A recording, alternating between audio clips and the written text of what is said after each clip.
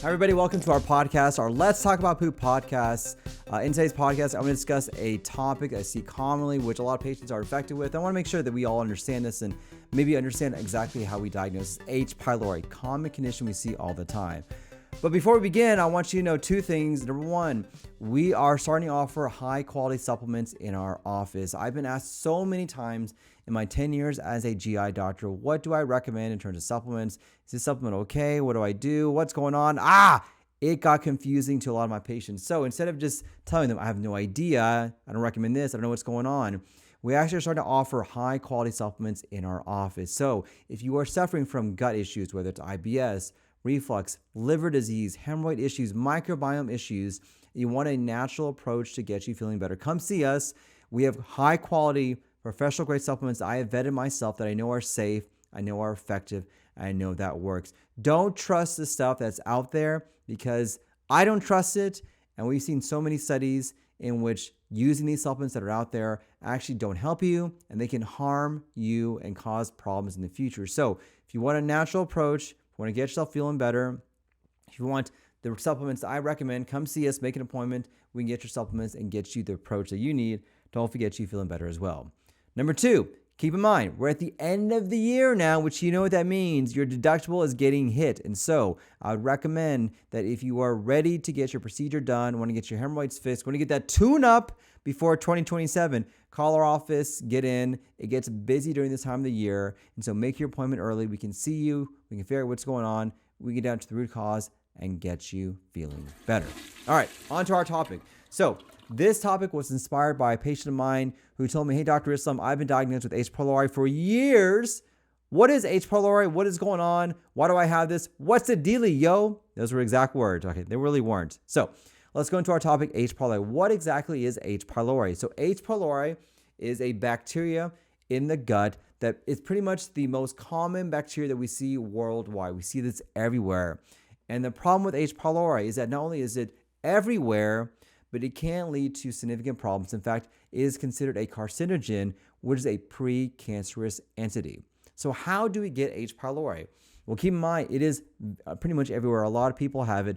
Studies have ranged between 50 to 80% of the world may have H. pylori. And you get this typically from, it's called an oral fecal route. Sounds disgusting, but you have H. pylori that's prevalent, let's say, somewhere in the ground, in unsanitary conditions, on utensils, and you're in that environment and you actually ingest that H. pylori by eating certain foods, using maybe utensils that are not the cleanest, being in an environment that's not clean, or just being around people who may have it, and then it gets infected into your stomach. Now, the important thing about H. pylori is that most people who have this, it does not become infectious or pathogenic, meaning you have it and it becomes part of your normal gut microbiome. And this is why for those individuals who have this, we may not even worry about it if they don't have symptoms for this. But in a subset of individuals, it can cause symptoms to occur. So what are those symptoms?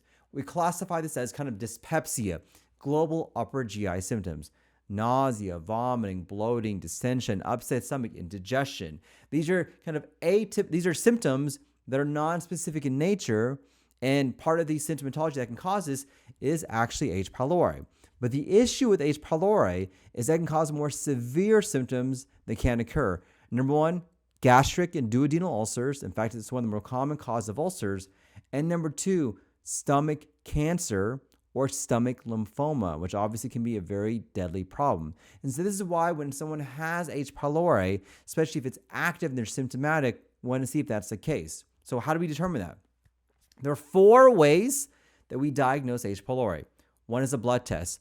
We never do a blood test, guys, and don't ever get this done for you, because once you've had H. pylori, even if you had it as a kid or a baby, it will always be positive. And so you may have had it as a kid, didn't cause any issues, whatever, but you do it with a blood test, it will always be positive. So we never get this, and if you've gotten this, I would not recommend that.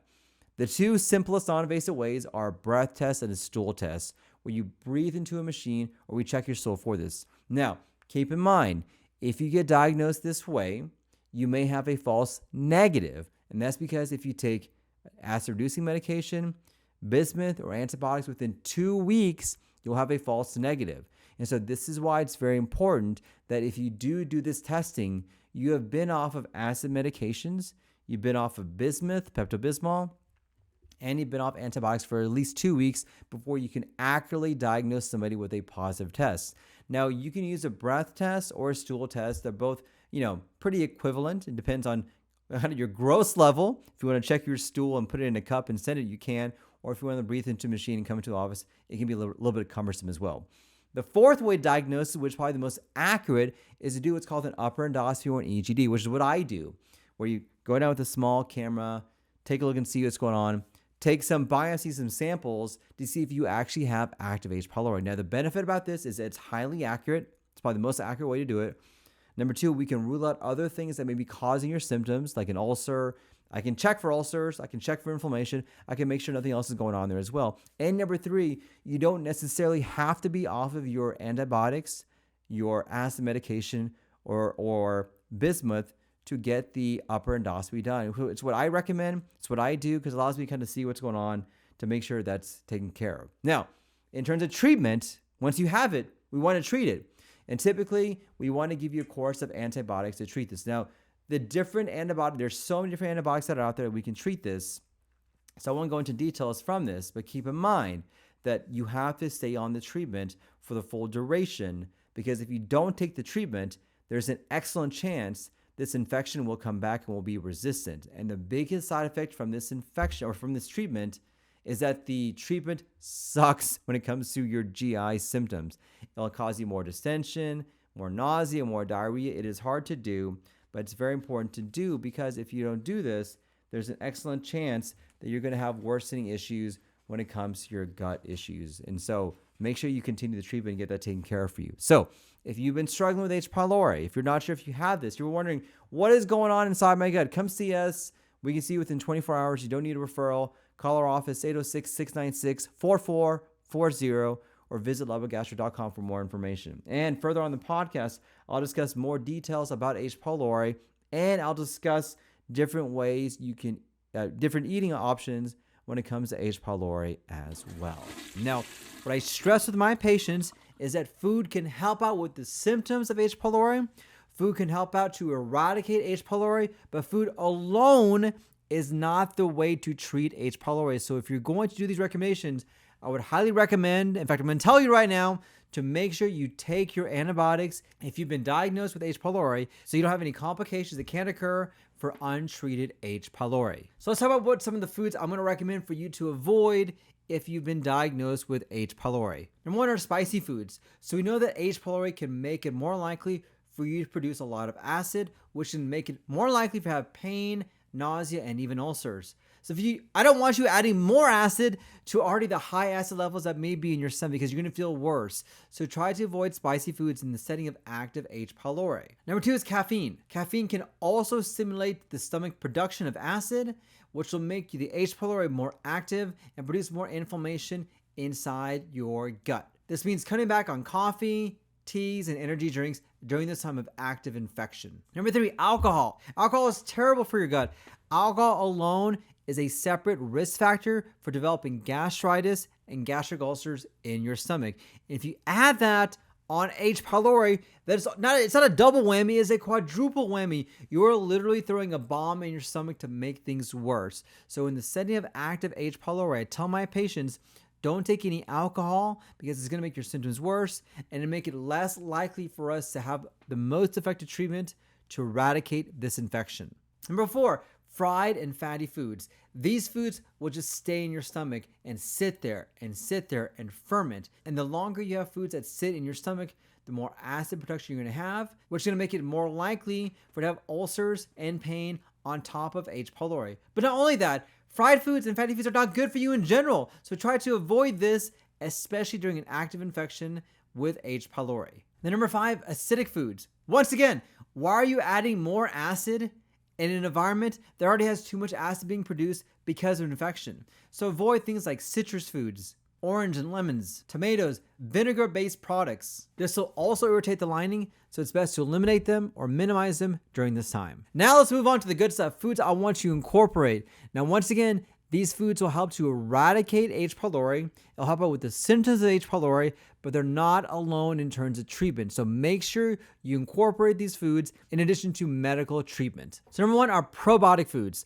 So probiotic-rich foods can help regulate your gut microbiome and give you more good bacteria to fight off the bad guys. When you have active H. pylori, you have a bad bacteria in your stomach that's overpopulating to cause irritation, inflammation, ulcers, and maybe even cancer. So you want to try to tip the scales on your favor as much as you can. And adding probiotic foods is the best way to do that, because not only are you adding the bacteria that you need, you're also adding the vitamins, the minerals, and the nutrients to help eradicate that H. pylori. So incorporate yogurt, kefir, sauerkraut, miso. These are fermented foods that are great for your gut, that have natural probiotics in them to help you fight off H. pylori. Tip number 2, cruciferous vegetables. Things like broccoli, cauliflower, Brussels sprouts. These contain compounds in and of themselves that can actually help to fight off H. pylori. But not only that, they're loaded with nutrients, vitamins, and most importantly, fiber, which is the foundation for gut health. So not only do you have the foundation that's there, they actually have active ingredients in these foods that can also fight H. pylori. Number 3, green tea. There are studies that have shown that green tea can have antibacterial properties that can actually fight H. pylori. It's also packed with antioxidants to help fight off any inflammation and irritations going on because of the H. pylori infection. So incorporate more green tea into your diet to help out with this infection. Number 4 is garlic. Garlic's also known for its antioxidant properties and antibacterial properties as well. Adding garlic to your meals can hopefully allow you to eradicate H. pylori, but also minimize the symptoms from this infection. Number 5, honey, especially Manuka honey. So Manuka honey can help soothe the stomach, soothe the esophagus, add in a protective layer to make it less likely for H. pylori to attack the stomach to cause irritation. Number 6 is ginger. Ginger also has its own anti-inflammatory and antibacterial components in them. This is a great addition to help soothe your gut and make it easier for things to go through and make it easier for you to eradicate H. pylori. Then lastly, but not least, fiber-rich foods. Add in as much fiber as you can. This has the prebiotics, the probiotics, the vitamins, the minerals, all the nutrients you need to give you the best chance to eradicate H. pylori. So add in as much plants as you can. Add in as much variety of plants as you can. Add in the apples, oatmeal, whatever you can to give you the chances you need to eradicate H. pylori. These are my tips that I recommend as a Mayo Clinic trained GI doctor of foods to avoid, but also foods to add in if you have this infection. So if you incorporate these things, it's going to tip the scales in your favor to make it more likely for you to get rid of this infection and get you feeling better. I want to thank you for watching. I want to thank you for listening. If you feel like you have this condition, or if you want answers for what's going on in your gut, or you're just frustrated by how you feel and no one's giving you the root cause of what's going on, come see us. Our job is to find out what's going on, get down to the root cause, get you feeling better, and hopefully get you on a plan to get you taken care of. Come see us. We can see you within 24 hours. It will be our honor to take care of you. And I hope to see you in future videos, maybe in person. And I want to thank you for listening to my podcast. See you guys next time.